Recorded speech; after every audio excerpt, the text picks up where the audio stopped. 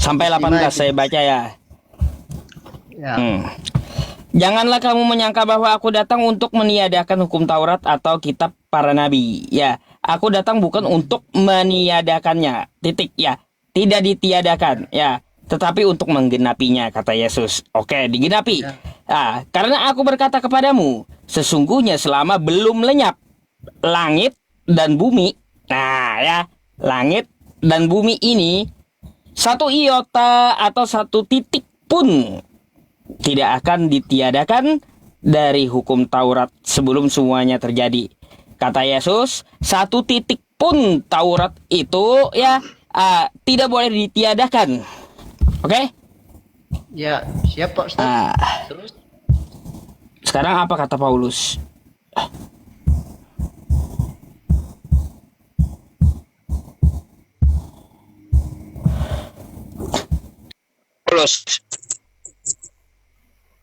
Kata Paulus di Efesus 2 nomor 15 ya.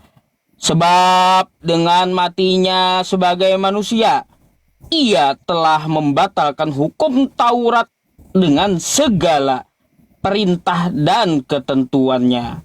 Tuh. ya, Ya. memang jadi gini saya tanggapi Pak Ustadz ya. Memang data yang Pak Ustadz tampilkan itu adalah dari Alkitab. Betul, saya akui itu tertulis Pak Ustadz. Tetapi bukan berarti karena Pak Ustadz mengambil hanya 2 bagian ayat di Matius tadi, kemudian Pak Ustadz mengambil 1 ayat di Efesus tadi ya, yang itu adalah tulisan Rasul Paulus, bukan berarti ayat itu bertentangan. Tetapi kalau saya katakan Pak Ustadz, kalau kita membaca Alkitab harus dibaca satu perikop, satu tema ke bawah, baru kita mengambil apa inti, apa poin yang mau disampaikan dalam isi Alkitab itu. Kalau seperti itu kan tadi istilahnya begini Pak Ustadz, maaf ya, mohon maaf Pak Ustadz, itu Pak Ustadz mencomot ayat yang isinya ada bahasanya yang agak kontra di situ.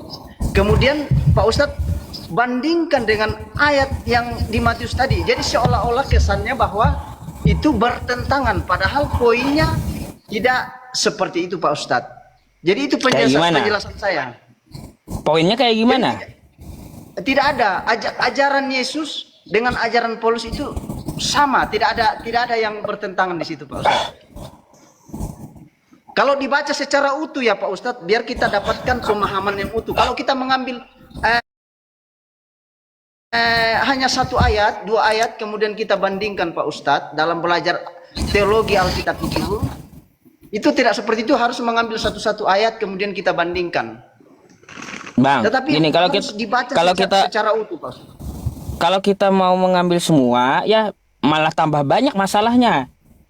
Itu kalau diambil semua gitu. Nah, intinya begini Pak Ustadz. Intinya begini. Kalau Alkitab ini Pak Ustadz ditulis oleh orang-orang yang memang tidak semua orang, tidak sembarang orang. Orang-orang yang dipilih oleh Tuhan, yang diilhami oleh Roh Tuhan untuk bisa menuliskan kitab itu. Jadi tidak semua ngaco hamba abang. Tuhan, tidak semua. Ngaco. Kalaunya diilhamkan oleh Tuhan, ya penulis kitab Anda itu ya kalau Roh Kudusnya ya dia kepenuhan, saya klaim seperti itu melihat Kristen hanya sebuah akal-akalan gitu. Kenapa? Karena bagi saya ya, kalau kita melihat merujuk tulisan Yohanes, tulisan Markus, Lukas dan Matius, jam penyalipan Yesus aja itu beda-beda gitu loh. Bedanya gimana tuh Pak Ustadz? Matius bilang jam 9, Lukas bilang jam 12. Waktu Yesus disalib jam 9, yang satu menuliskan Yesus disalib jam 12, yang satu menuliskan Yesus disalib jam 3. Ada pula yang mengatakan ya dia itu disalib jam 12 diturunkan jam 3, kayak gitu. Empat-empatnya beda gitu tentang jam penyalipan Yesus. Ada Gitu. datanya, Pak Ustaz. Ada datanya yang bisa Pak Ustaz tampilkan. Yang mengatakan bahwa penyaliban Yesus itu beda-beda. Jamnya. Coba di mana, di kitab mana Pak Ustaz? Biar saya baca karena HP saya Pak satu mati, tapi saya pakai Alkitab saja. Oke. Bentar nih saya bukakan ya. Ya, di mana Pak Ustadz? Biar saya ikuti di sini. Biar kita maksudnya apa yang sampaikan Pak Ustadz itu bisa kita ikuti. Kalau hanya mengambil satu-satu ayat kan kurang konkret, kurang apa Pak? Kurang lengkap pemahaman kita nanti. Ya. Baik. Ini saya akan bukakan sama Anda. Di Markus 15 ya, bentar. Sabar ya kawan-kawan, kita tunjukkan ya. Kalaunya ini adalah satu Roh Kudus, gak mungkin Roh Kudusnya ngomong beda-beda gitu. Kan gitu ya? Coba. Sabar. Markus berapa Markus 15 nomor 25. Markus 15 ayat 25.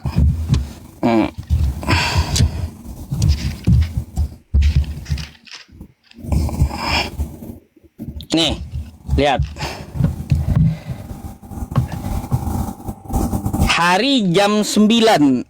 Ya, hari jam 9 ketika ia disalibkan, oke? Ya. Ini yang ngomong Markus jam 9 ya. Ya, oke. Oke. Sekarang kita ke nih Matius. Matius berapa ya? Bentar. Salah. Ke Yohanes dulu. Yes. Yohanes 19.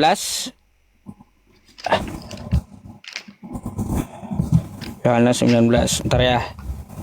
19 nomor 14.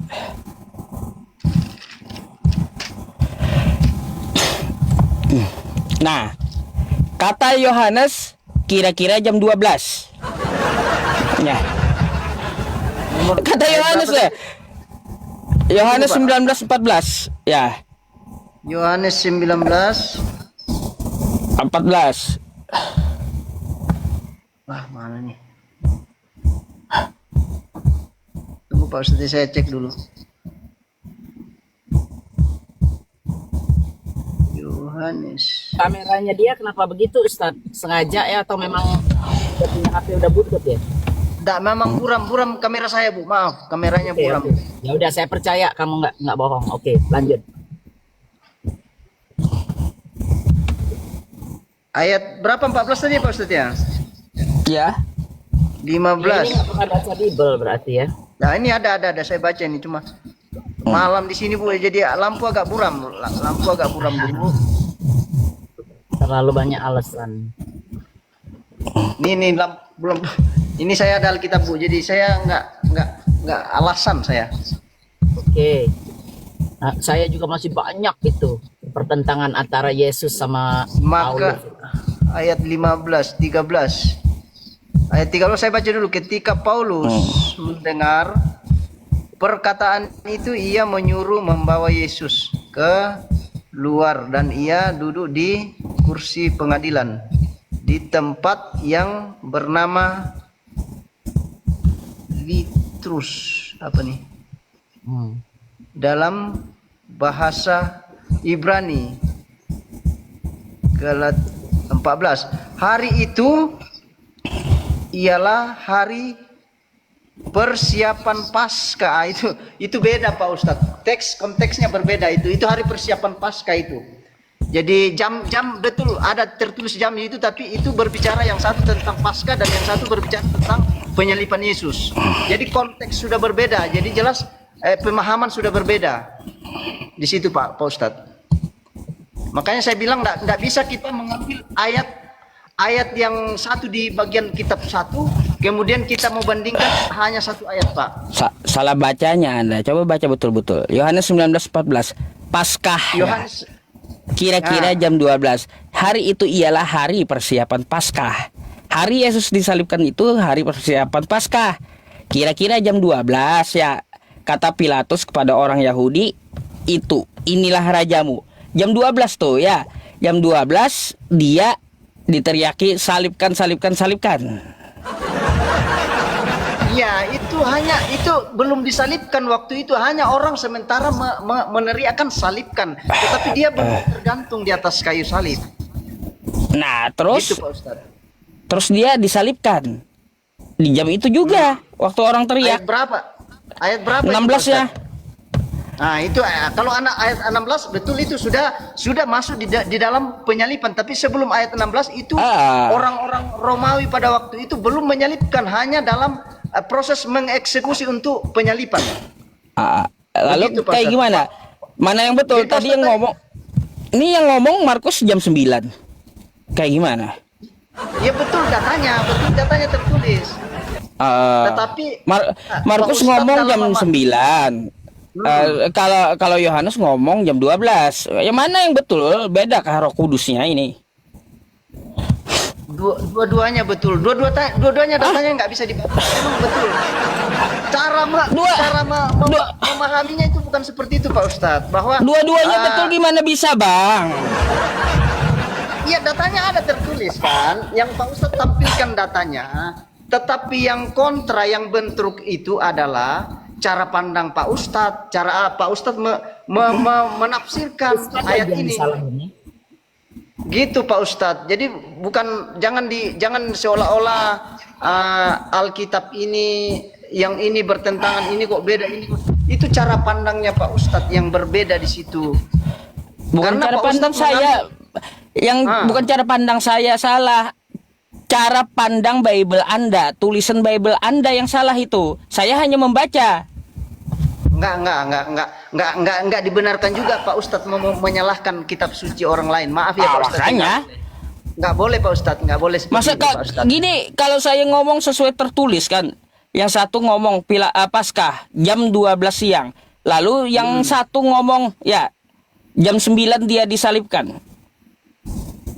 Ini adalah perkataan kitab Anda, bukan perkataan saya, bukan pendapat saya, bukan kesimpulan saya, tapi bacaan dari kitab Anda.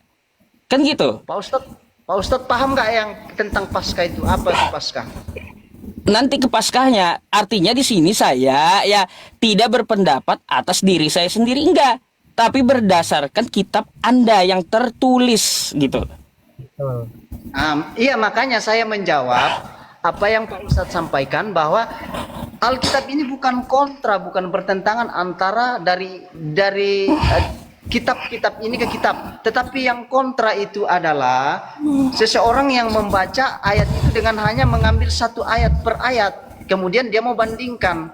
Kemudian dia mau mengambil kesimpulan bahwa Alkitab ini bertentangan. Itu seperti itu jawaban saya sama Pak Ustadz. Karena saya sendiri yang meyakini ini Pak Ustadz. Data yang Pak Ustadz tampilkan betul, tidak bisa disangkal, betul itu tertulis seperti itu. Tetapi dalam pemahaman rohaninya bukan untuk disampaikan seperti itu, bahwa ayat ini bertentangan. Ustadz nggak ada bahasa roh sih, Ustadz nggak ada roh. Gitu Pak Ustadz. Jadi contoh, mohon maaf Pak Ustadz. Misalkan nih, saya memang bisa, misalnya saya bisa membaca, katakanlah, saya bisa membaca terjemahan kitab suci orang lain Pak Ustadz. Tetapi saya tidak meyakininya. Kemudian saya mau mengambil kesimpulan untuk menafsirkan itu. Tentu orang yang meyakini kitab sucinya, yang saya notabene-nya punya keyakinan lain untuk menafsir di situ, itu mereka mengatakan bukan seperti itu, diperuntukkan, tujuannya bukan seperti itu. Kenapa nggak bisa nafsirin Al-Quran? Nggak bisa begitu. Karena Al-Quran itu saya sendiri. Saya nggak cerita Al-Quran, Bu. Saya bilang kitab suci orang lain. Saya nggak cerita Al-Quran. Ya Al-Quran lah yang kau contohkan. Karena saya nggak menyebut Al-Quran. Saya nggak menyebutnya, Bu. Saya nggak menyebutnya.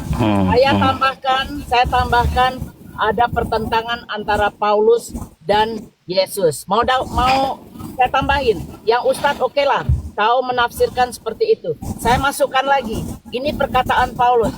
Baca Efesus 2 nomor 15. Yesus, ini kata Paulus, Yesus membatalkan hukum Taurat dengan segala perintah dan ketentuannya. Itu Paulus yang bilang. Efesus 2:15, kamu buka kalau nggak percaya. Saya tambahin satu lagi, catat dulu itu satu ya.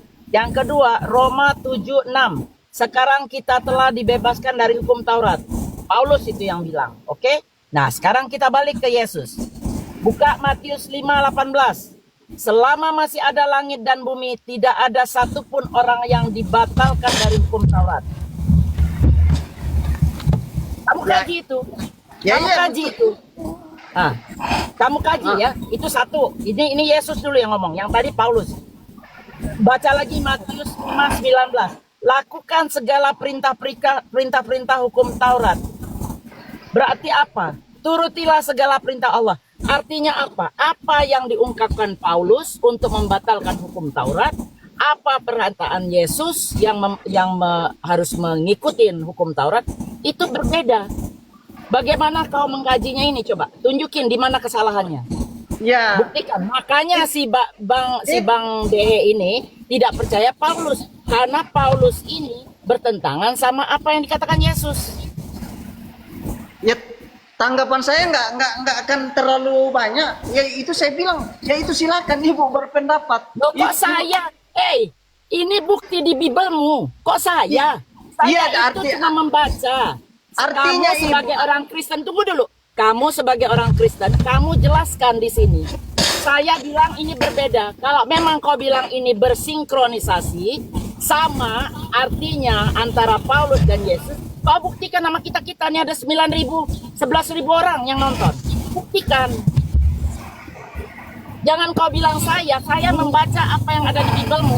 Kau pernah baca nggak Bibelmu? Enggak